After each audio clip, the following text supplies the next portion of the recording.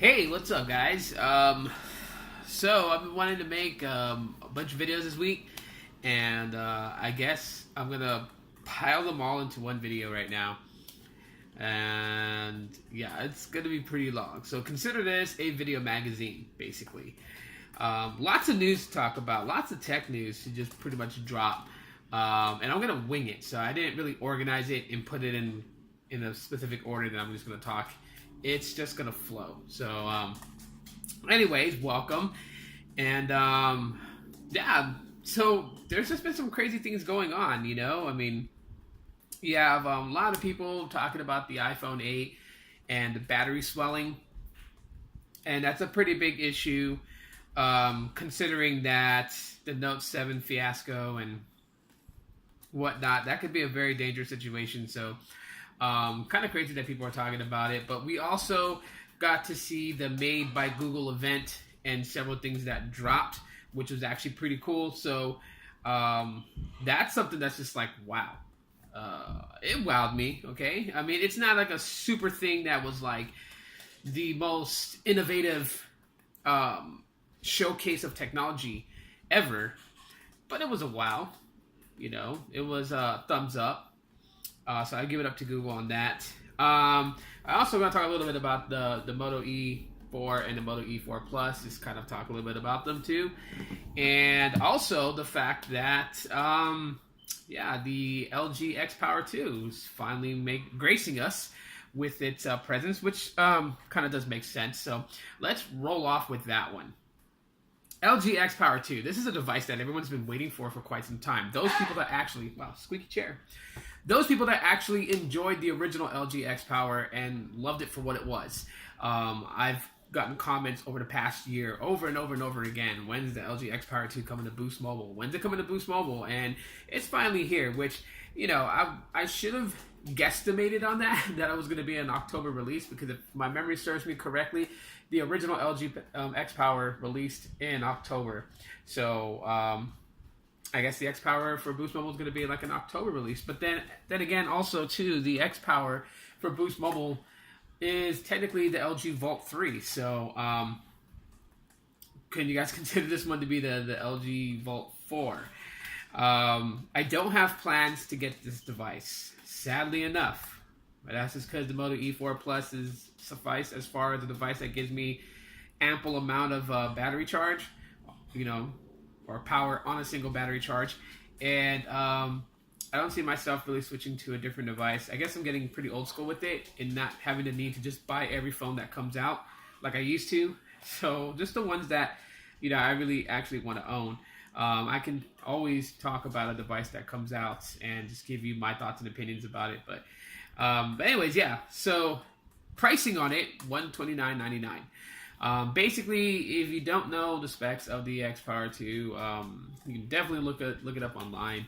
I honestly think that for those people that were waiting for it, I mean, for me, my opinion personally, it seems pretty solid for a mid-ranger.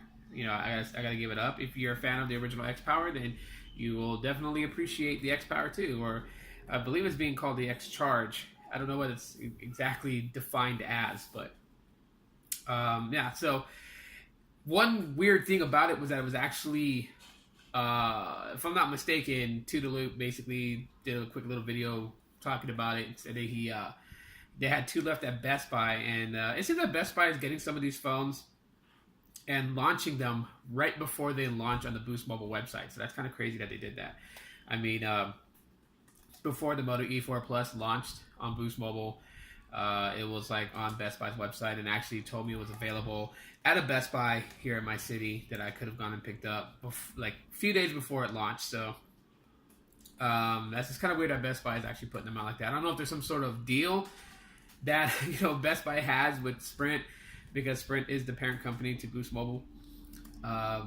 But nonetheless, I mean, if check your local Best Buy if you're looking for an LG X Power 2, because they may have one in stock, and definitely you can go pick it up. $129.99. And for those people who are wondering how big the battery is on the X Power 2, I believe it's a 4,500 milliamp hour battery. So the reason that I'm not actually picking it up. The reason why I'm actually sticking with the Moto E4 Plus, basically, the E4 Plus has a bigger battery, which I was able to actually demo. And I've been playing around with the Moto E4 Plus, so now we're kind of moving on. So you'll just see these random jumps. I'm not going to really stop in the middle to tell you guys when I'm doing that. But Moto E4 Plus basically has been a great, solid device for me, okay? This is not going to be its review video, so don't take it as a review. But basically everything that I love about the Moto E4, I genuinely like about the Moto E4 Plus. I mean, it is bigger. It does have a much bigger battery than its baby brother. And yes, it has the fingerprint reader for those that were just so upset that the Moto E4 for Boost Mobile didn't have the biometric reader. The E4 Plus does. So it keeps the same schematics of how the layout and everything is. Front-facing flash, the rear cameras. It even has a removable back, but there's no removable battery. So yeah, you can't take the battery out. It is a lot heavier, and it does kind of give you a more premium feel in the hand, if that matters to you. The one thing I can say that differs between both phones is my experience using them. The Moto E4, basically, it's pretty good. Pretty good mid-ranger, I gotta really tell you guys that. And fingerprints all over the back of it. But aside from that, I mean, there's times with occasional hiccups here and there, especially when you're running things like really graphic intense, or like really something that's going to really consume the processing power of the phone, and you really will experience some slowdowns. Scrolling, through web pages, you definitely see some drop frames. So that's something that, if that's an eyesore for you, then you'll probably find frustration with it. But if that doesn't really bother you, then it's not really going to bother you basically at all. So, with that, basically, like I said, in the processing power is a little bit different. The Moto E4 Plus, haven't really had much of an issue at all whatsoever with this phone, as far as it running applications. It runs them flawlessly. I played some games on it. I actually wanted to see exactly like how long the battery would last, so I actually started playing Pokemon Go, and because I know that's one app that I know that can kill your battery pretty quickly, especially when you're constantly playing it while you're constantly moving around. And it stood up very well, so I'll actually include those in my review video based on the phone itself. And yes, I'll be doing a comparison between the E4 and the E4 Plus. I'll kind of go personal with that video, as well as comparing it to my Asus Zenfone 3 Max, my Huawei Honor 8. I intend to do some comparison videos because I haven't done any in a long time, and I kind of miss doing them, so I think that'd be kind of cool. And just not really focus so much on the specs between them. I'm going to compare them for the experience I've had using them, and I think that matters more. But then again, you guys already know I've said it is about the last 10 videos. User experience matters to me. So let's kind of move a little bit forward. There was a video I saw that I thought was pretty controversial. A lot of people kind of leaving some really strong opinions in their feedback. Tech YouTuber known as Mr. Who's the Boss put up a video last month, and the video titled is the iPhone or the iPhone X something about the iPhone X. I can't remember the title verbatim, but basically what the title was representing was that could the iPhone X be or kill Android forever, or something like that, whatever. And I watched the entire video before deciding to come up with my opinions and my thoughts about his video. And there's just a lot of people that had some real strong opinions in the comment section, which I thought was just kind of sad, really, to see people comment those types of things, like questioning his integrity, questioning if he was paid off by Apple to say those things. See, here's the thing, and this is why making videos like that pretty much opens up a can of worms. iOS and Android have had a comparison between each other for like the longest time. And, my opinion is that one cannot exist without the other. They are literally the yin to the yang in mobile OS platforms. And that's just because, call it crazy or agree with me on this statement, but if you think about it, like if you shut out all the pettiness and this back and forth war between these two tech companies, Google and Apple, and let's just go down to the nitty gritty, what it really is. One complements the other. They both drive each other to try and be innovative. Those people that are Android fanboys don't laugh, because I know your next thing is going to be Apple doesn't innovate, they copy, they steal, they wait till it matures, and then they put it out and say it's their own. Okay, yeah. But still, they push each other, they drive. I mean, for the longest time, if you guys don't remember, when Android was still what I would consider in its infancy. Nah, let's not say infancy. Let's say in its toddler years. So many Apple fanatics would just totally trash you if you had an Android phone. I mean, everything they can throw under the sun. It's super laggy. It's ugly. It's not well optimized. It has no clear direction where it's going, and just they named everything out of the woodwork and would just be like overconfident and arrogant about it. And why have the tides turned as Android is starting to mature? We start seeing real big leaps and bounds in Android after the conception of Kit Kat, going into Lollipop, Marshmallow, now Nougat, and now Oreo. We've seen some drastic changes. We've seen a lot of focus on battery optimization. We've seen them just kind of clean up the stock UI and kind of bring things that people wanted in Android for the longest time to implement that as basically being baked into the software itself, where we used to root our Android phones just to get these types of features like adoptable storage. I remember when we used to go ahead and root our Android phones and format an SD card into 3 partitions and using link to SD to kind of make a mock extension to the internal storage for applications you downloaded, which would alleviate, or not alleviate, but it would smoothen RAM consumption on the device, because having them completely on the internal storage caused a lot of issues, bugginess, lag, more than occasional slowdown. And with having linked to SD, it just almost seemed like that it was able to just run smoother, right? RAM management was okay. It didn't seem like that it was being overworked, and therefore your apps pretty much had a good response. And now we have that baked into Android with adoptable storage. That's really what adoptable storage is. I mean, yes, there's more to it, and there is some differences between, but theoretically and ideally, that's what adoptable storage is. And you no longer need root for that. I mean, yes, there are some devices, like especially with LG, I don't know why they do it, but like LG had blocked this ability when Marshmallow came out 6.0. They did that because, I mean, with the stylo, I think the LG G stylo, as a matter of fact, didn't have the ability. Stylo 2 didn't have the ability, and so and even the X Power doesn't have the ability. So I don't know why LG blocks that. That would have been a pretty cool feature to allow. But anyways, kind of went totally right. Let's go all the way back. So anyways, in the video, he starts he starts telling about, Apple's marketing and how the iPhone X spells doom for Android.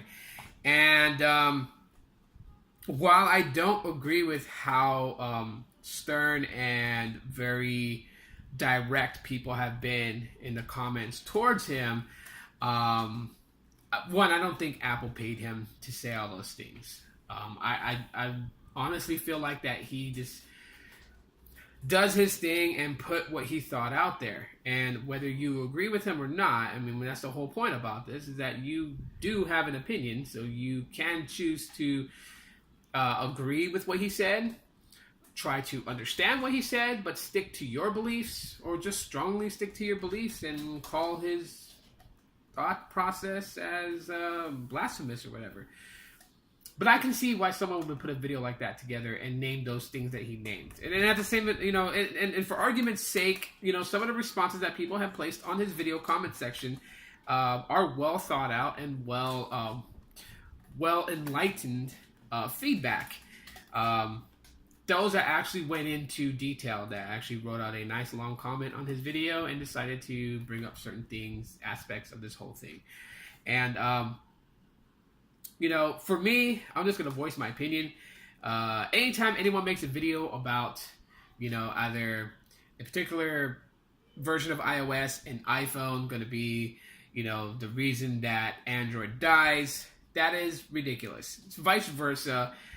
There's not an operating system or a version of the operating system by Android and Google that is going to kill iOS and Apple. It's just not happening. These are two massive tech companies that have amassed great wealth and push the boundaries in different ways, which is what I like. I wouldn't want them to walk the same road. And again, I know someone is going to say, well, Apple bites from every other tech company and takes something that they've innovated and holds it until they mature and then re-releases it as something that they did first, or whatever. And at times it is like that, but at times too you got to give it up to Apple that they went ahead and actually made it better. Like facial recognition unlock, we've had that long ago. I mean really long ago. Like go back to the HTC Evo 3D that had that feature. Well, I really can't say that because I ran so many custom ROMs on it. I don't know if it was a feature added in by a custom ROM or if it was actually in, what was HTC's, thing, their skin they called up. Man, I forgot what they called their skin. That was so long ago, right? But anyways, yeah, there was facial recognition to unlock your device back then, but it wasn't anything that the iPhone X has. It wasn't 3D facial recognition. It wasn't 3D face mapping, which means that you could have actually used a photo in good lighting to actually have tripped the face unlock feature. But yes, facial unlock was done back then, and it's been around for a while. Apple decided to take something that was initially a good idea and try to develop it to make it their own and make it better. And yes, while people will say, well, the demo crashed, on the unveiling of the iPhone 10, that's not the first time. I'm pretty sure most people who really follow tech knew that when Steve Jobs unveiled the very first iPhone, there were multiple on the podium that we didn't see. And only the reason why they had multiple was because it wasn't fully operational and fully functional yet. Each one of those iPhones had a different thing it could do very well. And they had another one as a backup in case the other ones were kind of either acting loopy, wonky, or just weren't going to show that they were very fluid. Seriously, YouTube it. There's actually a YouTube video that talks about it, about how everyone from Apple was on edge, stressed out, and just freaking out because they were hoping that his call demo didn't crash. They were hoping that the music from the music player app on the iPhone would play. They were just hoping that the maps to map the Starbucks location didn't fail on stage in front of everyone watching the keynote. So saying that the facial recognition unlock failing is not it's not the first time that Apple has done something that wasn't 100%, but it's not to say that they won't try and perfect it on their level. But is that something that's going to kill Android? Same as people's argument's sake that the iPhone X just has all these cool things. Augmented reality, is that something that's going to kill Android? Also going into the emojis. A little cool thing to turn your face into an emoji and send it as a message with all your facial expressions being very detailed to bind with the emoji that is going to take over your actual face. Are those things going to kill Android? The answer to the question is no. Gimmicks work in the sense of marketing. Gimmicks basically get you to jaw drop and be like, wow, that is awesome and amazing and all kinds of things. But it is not to say like everybody in the world who uses a smartphone is going to drop what device they're using to go and get an iPhone 10. I mean, literally, that's how you would kill Android. You'd have to have everybody basically be exactly the same, like the same things, basically be programmed robotically. And we don't live in a world like that. There are people who like to rebel, and they will side with, something that they identify as being the rebel to the product or to the normal thing. There's people out there that don't care about animojis. It's not something that they have to have. There are people who don't need augmented reality gaming or even just the ability to use augmented reality in video capturing and whatnot, because it's just not what they're looking for. They're not looking for a phone to do those kind of things. There are people out there who only reason they get a smartphone is because they're heavy on Facebook. There are people out there that get a smartphone because that's normal in a carrier store. You rarely will find a carrier that carries multiple regular cellular phones. It's always going to be a smartphone. So, not everyone's looking for the same thing, And that's why I feel like these types of videos where people are like, is this going to be the death of Android? And is this going to be the death of iOS? Those types of videos, they don't need to be titled that way. What I would have called the video would have been like, is the iPhone X going to greatly impact Android? Because that's not saying that Android's getting killed, but will the iPhone 10 make some sort of dent and attract some Android users to ditch Android and make the jump to iOS for the iPhone 10 with all the types of features that it has baked into iOS 11 and into the new setup for the hardware? That's what I would have went with it. So, it gets pretty crazy.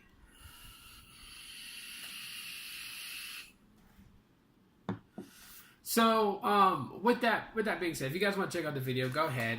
YouTuber's channel is Mr. Who's the Boss, and he's got some great tech videos, very good ones. So I definitely would recommend you guys check it out.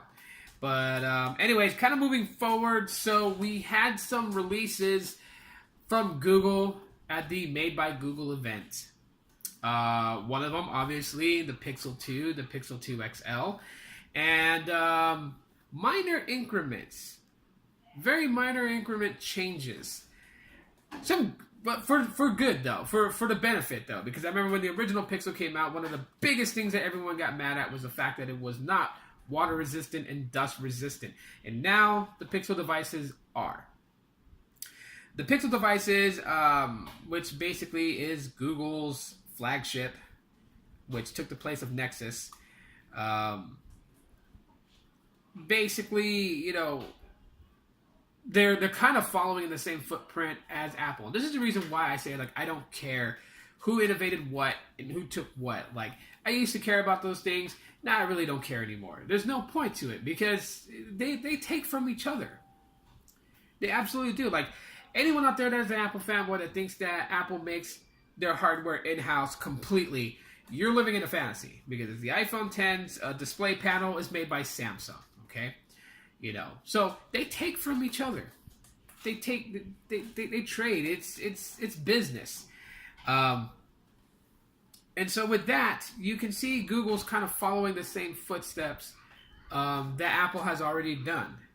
They purchased out part of HTC's development group, basically the ones that were involved in the original Pixel and Pixel XL. They basically brought them, and now they're actually working on they worked on and built the Pixel 2 and Pixel 2 XL. There are some things about it, right now that I think people are just really too, I want to say, they're just too picky about. So I've watched a lot of review videos about the Pixel 2 and the Pixel 2 XL, and one of the things that I feel is just something that's just not a big deal breaker, at least for me. This is just my opinion, so you can disagree with me on this. They were talking about the Pixel 2 XL, and then it has that 18 by 9 or 18 by 5, whatever the aspect ratio was. But basically, what you find in the LG G6 and the Samsung Galaxy S8 and the Samsung Galaxy Note 8, it has that screen adaptation, or that screen aspect ratio, and people were really not getting upset, but they were really pointing out that it had these side bezels that made it look weird. And that's just because today everyone's trying to go towards bezel-less display, which is really cool to look at. I mean, this is one of those things that's like, I call it a gawk option. You look at a phone that has like barely any bezels to no bezels on it, and you're like, wow, it's like holding up a piece of glass that you can touch and move all kinds of things that you see on it. Why I don't think that bezel-less display is 100% the best way to go is that your hands. You have hands. And, when you have an edge-to-edge display and you're holding your phone, your skin is already touching the screen and can distort your touches, because, I mean, that's just like, that's common knowledge. So while the look of bezel-less display is really cool, it can also be a double-edged sword. It can also be frustrating when you have invalid touch reception, basically, on the display. But really going to it, judging a phone on things like that, giving an opinion is one thing, but when you completely write off a phone just for something as minute as that's really weird to do. I think technology has grown. I think technology is maturing. And I think those people that follow technology have matured to a point where these things shouldn't be the bother of a device. I mean, you can state that it gives it, an odd look. Maybe it's not for you, and that's totally fine, right? You have the right to state your opinion. It's like I have the right to state mine. But when you go and you say that I would not recommend this to people out there because of those side displays, get an S7 or get a Note 8, well, now you're giving a recommendation solely based on, something that is really not something you should judge on. And for that reason, I find it weird that something as bezels on the side would be a valid reason to tell people to stay clear of this device. I'm one person that likes to judge things on user experience. So user experience plays a top part in, an opinion on a phone. Going on that, specs. Yes, specs do matter. They are not 100% the law to judge a smartphone, but they do matter. They do matter. And so yeah, don't completely write off the Pixel 2 XL just based on those side bezels. That's just weird to write it off for that reason. As I stated, they're both water resistant and dust resistant, and they have some new colors. They're not really popping colors. I mean, for the Pixel 2 XL, I believe that the panda color is going to be one that everyone's going to be talking a lot about because it caught everybody's attention, which is, it's all white, but like on the very top where the glass panel is on the top is black, so it gives it that panda effect. And then you have the all black Pixel 2 XL, which basically has a matte black finish to the back because the body is aluminum, and the top part looks more of a jet black because it's glass. People complaining the fact that it doesn't have wireless charging. And the reason for that is because it's not all glass. I mean, to have wireless charging, you gotta have an all glass, or like some other devices that actually have that ability to do so. I believe like my old Kyocera Hydro Icon had the ability to wirelessly charge. So, but yeah, all metal, no wireless charging. So people are kind of upset with that. The cameras look pretty decent from what they can do. And everyone's now fixated on taking these portrait mode shots. which some people will get confused because of it, like portrait mode. You mean like just holding your phone like this and taking a photo? We've been able to do that for years, but yeah, now people have kind of changed the definition of portrait mode. Now what they're basically saying is what you could do with your camera on landscape view, taking a shot of something and having that bokeh effect in the background. You can now do it in portrait mode, is what they're saying. And but those are very small things to really just be like, wow, about. And so with that being said, the Pixel 2 XL and the Pixel 2, pretty nice to see them out. Pretty nice to see that they have made some minor incremental jumps. But one of the best part is that rather than, guaranteed two OS version updates, now it's going to be 3. So this is expected to get Android R. So that is something that may change in the future, but it's really nice to know that it will be, it will stay in with the current version of Android in that time. Also, we have the different versions of Google Home, which I'm pretty excited about. I'm actually wanting to pick up a Google Home Mini.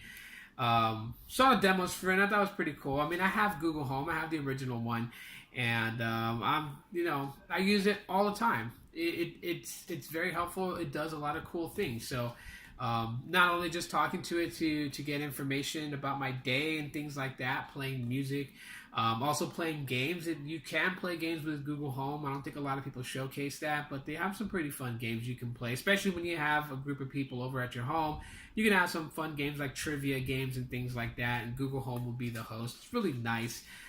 Really nice touch to it. The fact that you're going to be able to make calls from it. So this, with Wi-Fi, this will actually completely obliterate the need for a home phone in that sense, that you can be able to do that with your Google Home, unless you keep a landline around just in case for emergencies where there's absolutely no power. Landlines draw their power from power lines, and but never mind all that details. But anyways, basically, yeah, to see them go with that, and then the Google Home Max. So that was those things are actually pretty cool. I really thought that those are really some cool, useful things. I really do love the fact that with the Google Home Max, you actually have I think it's like an aux input, so you can actually connect different things to it and actually run it as a standalone speaker, as well as Bluetooth, as well as connecting through Wi-Fi. So you have multiple options with the Google Home Max. The Pixel Book, pretty nice. I think they could do a little bit more with it, but it's nice to see them actually starting to build this ecosystem of Pixel. I mean, I know they had it before, but like the Pixel C, and then they released the Pixel and the Pixel XL. Now you have the Pixel 2, the Pixel 2 XL, you have the Pixel Book. So, I mean, it's nice to see them kind of going with that. And hopefully they'll probably release a Pixel tablet and just continue on that trend and just kind of build in to now a hardware for Google. So that's always something that's pretty cool. I forgot what they call them, the earbuds that are actually pretty smart. So, I mean, with those things, it's more of just like, it's good to see. It's really good to see that Google is implementing some things that we know has worked for Apple, versus the same way that for people that use Apple products and are immersed in the Apple ecosystem are now getting to experience the things that Android users have had for years. So basically, if you kind of think about it, both have learned from each other and have adapted each other's methods and features into their own. So with the iPhone 8, the iPhone 8 Plus being able to have wireless charging and various other features that people have pointed out and said, welcome to 2015, 2013, which I think is just weird that people do that.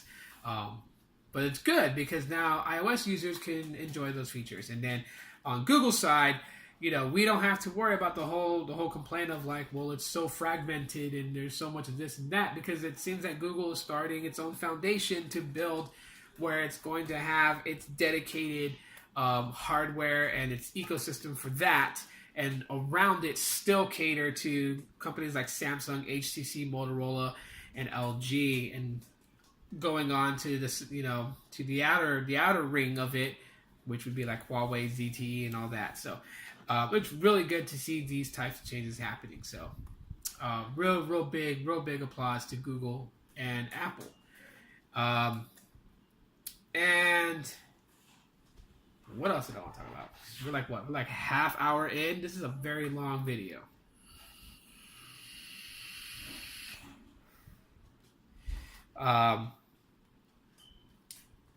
Yeah, I think I just think I'll just cut it right there. Just cut it right there right now for this video because it's gonna be absolutely long. It's gonna be a huge video file.